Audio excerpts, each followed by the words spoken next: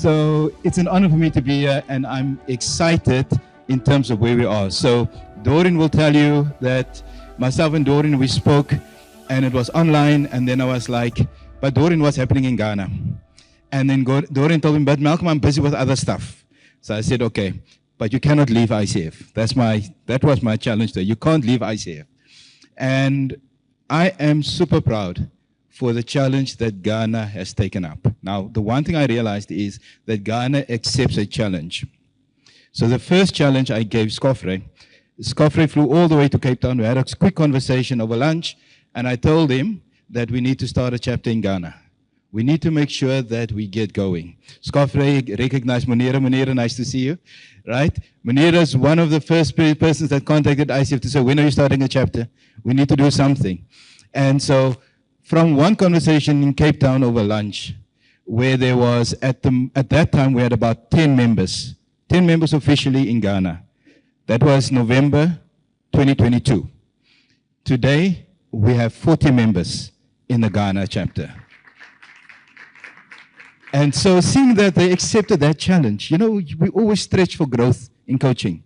Our clients, we stretch them to the maximum. So today is the 17th of May, 2024, 17th of May, 2026. I'm wondering, can we get to 100? Is Ghana willing to accept the challenge to get to 100 ICF members in 2026? I was going to say 2025, but I thought, okay, let me be merciful. So, right?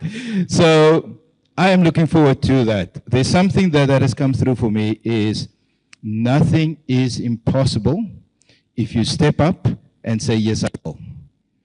2023, ICW, before, chapter wasn't even registered yet, ICW, the first outreach project from this chapter was to Gimpa.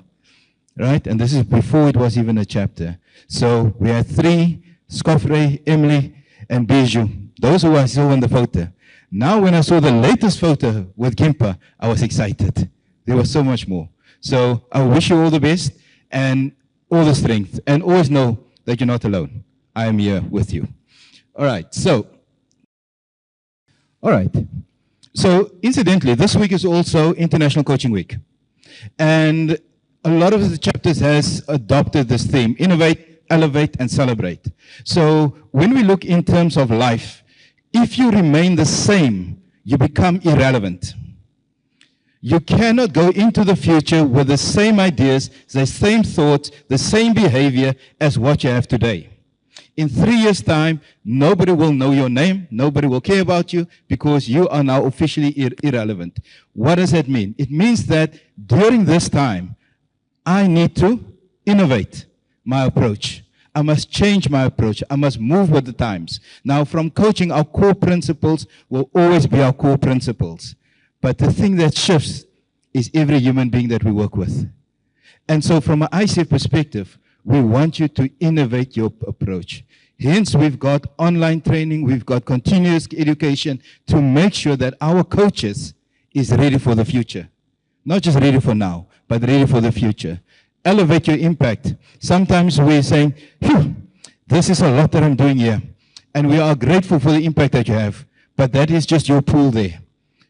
Coaching has got a ripple effect in terms of that. Have you ever coached somebody and saved their marriage? Without coaching their marriage. Have you ever coached somebody and made sure that they got a better relationship with their child? Without coaching their child or the relationship with their child. Coaching has got a ripple effect. So when we look in terms of our impact, we need to elevate our impact and say, where else is there a need for me to work? Our youth, for me, is the most critical part of our population for the future of this country. So how do we elevate ourselves to be able through from university into their careers? There's a transition that they're going through, just moving out of the house to go and study abroad or whatever that might be. What are we doing? And then each one of us need to celebrate our growth. Success breeds success. You cannot speak to success and just say, oh, well, that was nice. I learned that the hard way. So as a manager back in the day in corporate, I've got very short-lived successes. So this is one of the things that we did. We took a process that costed my team tears, late nights, and whatever. And it was literally a 3-month process. I came into that team, and the first thing that I saw is that all of my team members are ladies. Now, I am not a man about gender roles and whatever, right? But one thing I realized, each one of those ladies were married. I have 4x4 tires on my car. If she goes home crying, whose tires do you think they're going to slash? I said, ladies, I don't want your husbands coming after me. So we made a deal. We reduced the process from 3 months to 2 months to 1 month to 1 week. And when we got to the 1 week, they said, Malcolm, please. I said, what now? Just let us pause for a moment. It was 3 months, it's now 1 week. Please, not 1 day, because I would push, I would say, oh, well, we're doing it in 2 months. Well done, well done. The next week, guys, how do we do this better? Right? And then the next month, how do we do this better? And they said, Malcolm, let's just celebrate. Let's just appreciate the moment and the journey that we've gone to. Ghana chapter, I implore you to celebrate, to reflect, to appreciate every step of your journey. Every new connection you make, every new conversation with an organization, whether it be an NGO, please take a moment to reflect, be grateful, and celebrate. So this is our theme for this week. Right. This is my go-to slide in every presentation, because any organization that does not have a mission or a vision is not worth existing. Where are we going? And Dr. Dumi will expand a lot more on our vision and our mission. What I would like us to bring us to is our strategic focus areas. Why is that important to me? Number one, if we look at the organization one, while we are coaches, we also have an association. And the association is the thing that brings us together. And that needs to be sustainable. And we want to make sure that everything that we do aligns to our code of ethics. Even the way the chapter operates, the bylaws, all of those things. So those are the technical things. The second thing for the chapter is challenging you to be member-focused. What does our members need? But I have to say this as well. There's sometimes that the chapter leadership will ask members, what do you need? But the members are not sure what they need. And then the members are also saying, I don't know what to do, I don't know where to go.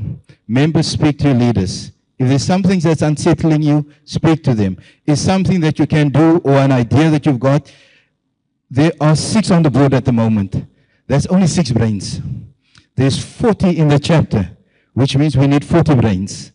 Because with that 40 brains, our impact will be much larger than what 6 can do. 6 will burn out in 2 years. We don't need them burnt out. And I told them, you can ask them, each one of them, I spoke to them individually, not to you yet, we still need to have our conversation. Right? And I told them, you are of no worth. There's something myself and Bijou spoke about. We said, we do work for the greater good. Right? And all of us, we do that. But what good is the greater good if you are not good? You cannot be good to the greater good. So it's time for you to take care of yourself. But let's allow them to take care of themselves by supporting them, coming up with ideas, coming up with say, I'm willing to go to that organization and have a conversation. I'm willing to do this, right? In ICF, we've got ICF Foundation with the Ignite projects. That is something that's very important to me, and I'll share with you why. But before we get there, this is what ICF is recognized for. And so in our audience today, for those from business, why is Malcolm always promoting ICF? Why did Malcolm decide to join ICF? Why is Malcolm working for ICF? Because of these things. ICF, 1995 started off with just 2,000 members. Today we are 61,000 plus.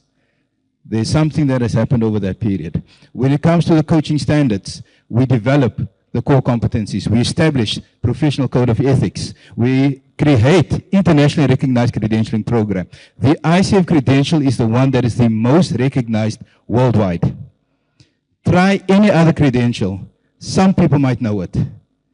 There are some that's Europe-centric. There's some that is focused in South Africa. There's some focused locally in the European countries, AOC and those things. And there's nothing wrong with them. But they're not as world recognized as ICF. Why? Because we have these things in place that actually everybody. I had a discussion in Senegal, and after the discussion, our theme was literally, why ICF? That's if I have to summarize it. Why ICF? After that, the Association for Human Resource Professionals had a conversation with us to say, now that we know that this is what an ICF coach is and can bring to us, we only want to work with ICF coaches. We don't want to mess with anybody else anymore. That shows you why ICF, why 61,000, why almost 170 countries that we have at the moment. ICF Foundation, very close to my heart. When I served on the South Africa chapter board, my portfolio was the foundation. Worked with NGOs and that. And this is where I'm challenging the chapter to have an Ignite project. An Ignite project is a project of pro bono or low bono. You know what low bono is, ne? I normally charge 1,000, but I'll charge 100, type thing. Right? So, any organization working with the United Nations global goals. This is what happened in 2023. We piloted in 2021, was the first Ignite project, and every year it has increased. We have 39 chapters involved, 56 initiatives with different organizations, 938 coaching clients, 3,714 coaching hours. That was $10 million in estimated value has been given in terms of coaching hours. Project of pro bono or low bono. You know what low bono is, ne? I normally charge 1,000, but I'll charge 100, type thing. Right? So, any organization working with the United Nations global goals. This is what happened in 2023. We piloted in 2021, was the first Ignite project, and every year it has increased. We have 39 chapters involved, 56 initiatives with different organizations, 938 coaching clients, 3,714 coaching hours. That was $10 million in estimated value has been given in terms of coaching hours. Another project that the ICF Foundation does, which I'm very excited about. So if you have a coach education provider, if you are linked to them, please sign up with a coach, with the ICF Foundation for our scholarship program.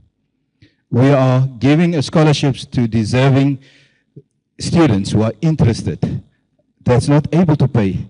Coach education is not cheap, right? We all know that. It's an expensive thing, but it's an investment. But we also understand that coaching needs to become available and accessible, including coach education, to those who are willing and need it. So at the moment, I think we've got about 30 that was granted in 2023 for 2024. So 30, I think there's about 5 in Africa that has received that scholarship. 5 is too little, but I need more coach education providers to partner with us so that we can have access to be able to share that with others. Coaching is not just about getting, but it's about giving as well. So just a quick thing in terms of our research. Now, the question always is, why do we share? Scott Ray, thank you very much for setting it up. So everything that he said, whatever he said, right? Okay. So some of our global studies that came up is number one, that the awareness of coaching is rising. So we do a consumer, so we do 1, 2, 3 research things that we do. Every second year we do the global awareness, the consumer awareness, and then there's a global coaching study. And then we also got the Human Capital Institute collaboration that we do, and that is with regards to coaching in organizations and what the impact is on that. So in the slide you will find those 3 referenced in one way or the other. Okay. Our workforce at the moment has shifted. This is the first workforce complement where you get the baby boomers. Luckily, I'm not there yet. I'm still getting there, right? Generation X, millennials, and guess what? Gen Z is also there. So how do we work with Gen Z and baby boomer? Different cultures, different beliefs, different ways of doing. Us as Generation X, we're always in the middle, Dr. Dumi. We're always in the middle somewhere, right? So when we look at the awareness of coaching is increasing, and what's interesting is that the millennials now expect to be coached. In other words, we expect that if you put me in this position, there is a support structure in place to help me survive. Don't set me up for failure, but give me the support to work through this. The overall participation in coaching increased. Also, when we look at in terms of the amount of coach practitioners, you can see, I think it's the second slide here, the last slide at the bottom. Middle East and Africa, the total between 2019 and 2022, the amount of coach practitioners increased by 74%. Okay, let me qualify that again. It's a small number, so 70%, 74% is still, 74%, 74 sounds more fancy than to say by 1,000, as an example, right? So, but we can see if there's more coach practitioners, what inadvertently is there? There's a greater demand for coaching. Africa is one of my focus areas. Actually, 80% of my focus area. Europe, I've got 1, 2, 3. I've got 40 chapters in Europe that I'm supporting. Africa, there's 5. By 2026, I need to have at least 8. We are busy. Ghana has started. Senegal I'm busy with. Cote d'Ivoire I'm busy with. Mali I'm busy with. But I cannot do that alone. What we need is to say, how do we increase the awareness of coaching still broader than that? And I want to thank the Ghana chapter for including one portfolio on their board, Francophone. It shows the spirit of Ubuntu, of selflessness, of inclusion, of saying we do not exist for ourselves. So thank you, thank you, thank you. So, this is something very important. Young people are often more interested in working with a young coach.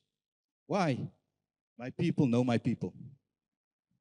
So we need more young people to come in. In 2022, I was heading up a task team, the Emerging Professional Task Team. We got young people from all over the world. We were a team of about 6 from all over the world. We did focus groups, we did surveys to understand the dynamic of these young people.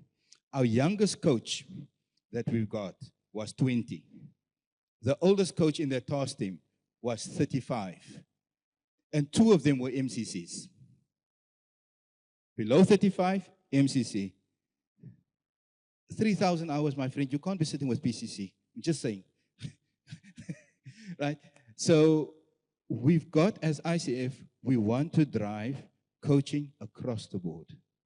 Identify young people within your community that will suit this profession well. Apply for the scholarships. Make it available. Train them. Mentor them. And help them so that they can help us with the next generation. I'm expiring soon, guys. I'm expiring soon. As much I've got a passion for young people, but I know that that will only be serviced by their peers. Okay. Other thing that we need to be very aware of is that the recognition of coaching excellence is increasing. I can no longer just rock up and say, my name is Malcolm, I'm a coach. They're going to ask me, okay, from where? You know, it's like when you ask somebody about their clan name, because we want to know where's the line coming from. What is your value system? What is it who's your mother, right?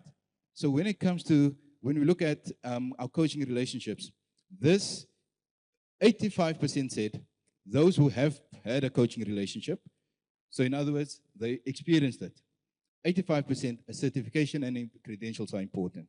Now, 85% is a lot. Right? The other 15%, obviously, for them it's not important, but it might be a relational thing. But 85%, big. Then we've got people who's just aware of coaching. They haven't experienced it yet. And out of that population in the survey, 78%, if I have to engage, credentials will be important. So if you want to go into an untapped market, you can only go in there with a credential. Coaching excellence. Our mission, we advance coaching excellence, impact, and value worldwide. Then we come to customer satisfaction. So I'm speaking to business today as well, is to say that when you choose to appoint a coach, when you choose to train your internal staff as internal coaches, please be aware that we do need them to get to a credential stage. Why is that important? It doesn't just teach them the competencies in that, because that's technical things. But as they grow in the credentials, it means that they've got a level of experience. Like Doreen said, how many hours? 200 hours in what, right? I'm PCC, I'm now at 800 hours since 2017, right? This one goes 3,000 hours. It's a long journey that we take. What does a credential show you? It shows you someone who has got resilience. It shows you someone who's got a commitment for excellence. Shows you someone who's willing to challenge themselves. And if they are willing to challenge themselves, how much more the team that you're entrusting to them. That is where the growth lies. Our growth does not lie in our comfort zone. And as a coach, I challenge you. If you're a member today, challenge at ACC. If you're ACC today, challenge at PCC. If you're PCC with 3,000 hours, hashtag just saying, go for that MCC, right? When we look at those consumers that have participated in a coaching relationship, generally, right? And this is now outside of just, this is credentialed and non-credentialed. 76% they were satisfied. But those who participated in a coaching relationship with a credentialed coach, 92% were satisfied. Big difference. So what is it? When I have to buy coaching for myself and I see those stats, I want to go with a credentialed coach. As a coach, if you're not credentialed, step up. We looked at established markets and emerging markets. When we look at the importance of credentials, in the established market, 17 plus 33 is how much, Bijou? 50, right? Plus 46, 96. In emerging markets, you put 8 plus, that is, come Bijou, mathematics time today, right? Okay, so we got 44 plus 54, 99%. In our emerging market, Africa is an emerging market. We do not just trust anyone. You need to have your papers. Coaches, get your papers. Organizations, challenge yourself to say, let me spend the extra money on a credentialed coach, because at least what I'm getting with that is much more worthwhile just trying with anything. And why is that important? So number one, if somebody is credentialed and they're a member of ICF, it means that you've got recourse. If Malcolm is just a coach on his own and Malcolm messes up, you've got nowhere to go. You can't call a friend. You can call a friend and cry, but that's about it. With ICF, we've got an internal review board. If you say Malcolm is stepping out of line, he broke confidentiality, he this, that, you send it through. The IRB will investigate. I was busy now. Well, I got a call from one of the IRB members. He said, Malcolm, something's happening in your region. We can't give you all the details, but we've got, and the questions that the girl made, I thought I was on the witness stand. That is the level how we take any case seriously. Anything in a breach of conduct, breach of our code of conduct, breach of our code of ethics. So at least as a client, you are protected from that perspective. And it's not someone who can just go and just say, I don't even know who to call. Building a strong coaching culture. And Scoffrey has touched on this, so I'm not going to spend too much time on it. But I just want to kind of remind us that the world of work is changing. Now, we all have this, was it? BC and AC. Before COVID and after COVID. Remember life before COVID? It was fantastic, wasn't it? What's life like after COVID? It's fantastic. During COVID, that was a different story. What happened during COVID? Life pivoted in a way that I never thought it would pivot.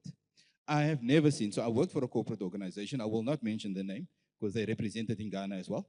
So I worked for a corporate organization, and I remember not one single PA, secretary, could have a laptop. March 2020, what happened?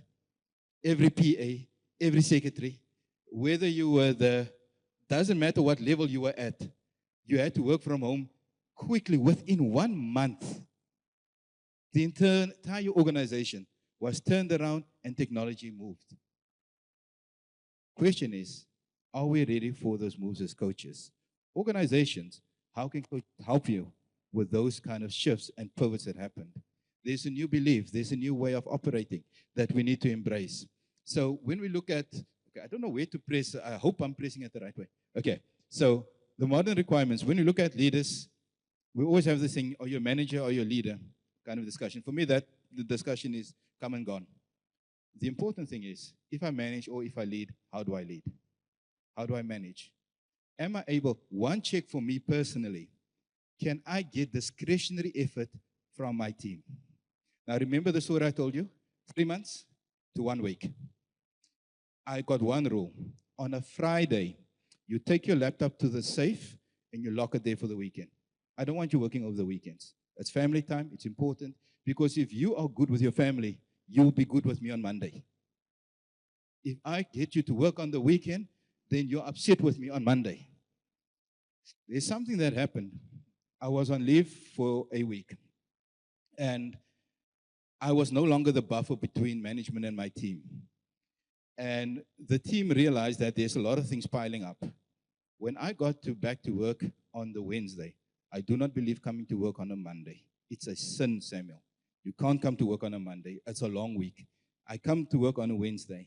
I come in and I was like, I see all these emails, but there's nothing on my desk. My office is clean, da-da-da-da-da.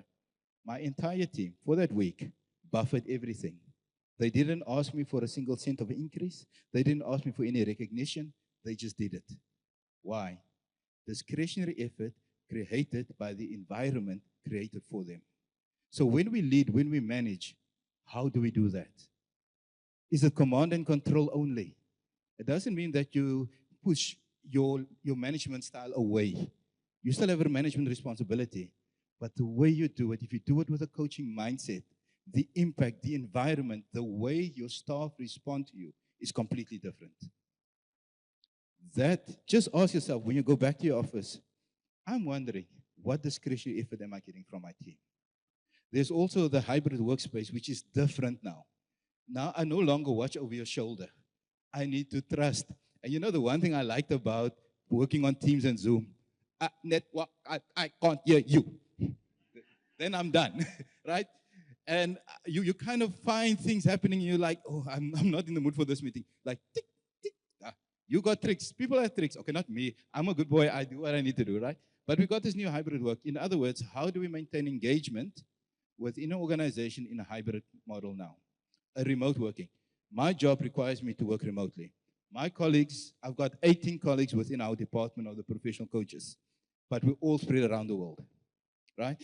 I'm one of 7 in Europe, Middle East, Africa, and Asia. Each one of us are at least 10 hours flight away from each other. How do we maintain engagement? Through a coaching mindset, we're able to do that. I've got 3 staff members reporting to me.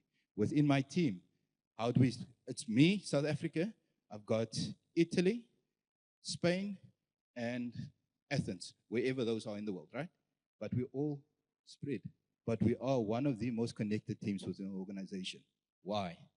Because of the way of working and embracing through a coaching mindset, we need to do different. I spoke earlier about the multi-generations. We need to work on that. Diversity, equity, inclusion. We've got all these pressure points. Ghana is no stranger to the economic hardships. What's your currency? CD, right? CD versus dollar, what happens? Right? Every news article that you see is like, then you just, dear Lord, just bring it up a little bit more. But, right? So we understand those pressures. We understand the well-being, stress, burnout, all those things coming. And the big thing there, what is my purpose? Why do I exist? The moment you find your purpose and your reason for existence, you are able to move forward. You are able to move forward through the most trying and turbulent times. Why? Because you got hope and a vision and a purpose. You understand why you're here. That's what we do for our clients. That's what we do for ourselves. To our organizations that's represented here, what is your purpose?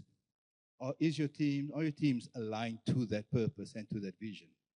Team coaching and coaching helps to align them, to bring that. All those stats of improvement that Scofres mentioned earlier, it's driven by making sure that we are aligned to one purpose.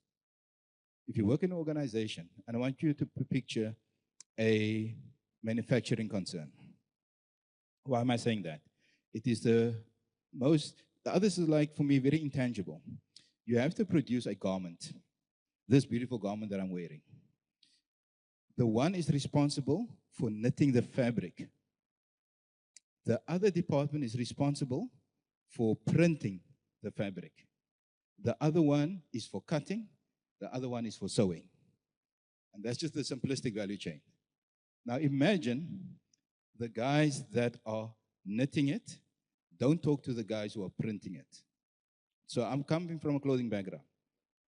Why does it become problematic? If these guys don't talk to these guys, the formula in the way they knit and kind of work with the fabric does not make it ready for printing. So if they do their own thing, we can't print it. If the guys that are cutting it and sewing it don't communicate, how do we make sure that we're able to do the right thing together? So when it comes to organizational change and shift, communication amongst departments are very important. And that's where team coaching comes in, so that we can work in a collaborative way to one function, one purpose, one vision. Your organizational objectives will be met through and through. Do we have any HR professionals today? If you're an HR professional, wave. Right, thank you. HR stands for Heroes to the Rescue. Right? Have you noticed that in HR we have to deal with everything? Right? So, Heroes to the Rescue. HR, this is how coaching can support you. Knowledge of coaching can offer support, a support mechanism to organizational leaders.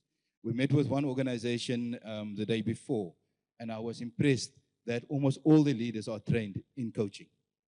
Leaders as coaching makes a big difference. Organization, your development of our internal coaching practice, you can spearhead offering coaching and skills to training. And then we say, but Malcolm, coaching is very expensive. I pay X amount per senior leader already. What about group coaching? Group coaching can come in. We get all our middle managers together in a group coaching session. They learn not only by themselves, but also from each other, which means that you align them in one way or the other to the organization goals as well. So there are ways and means to actually get through that. And, okay, that is some of the results of your investment. Scoffer has given you all the percentages. So that's the reason why I didn't put them in there.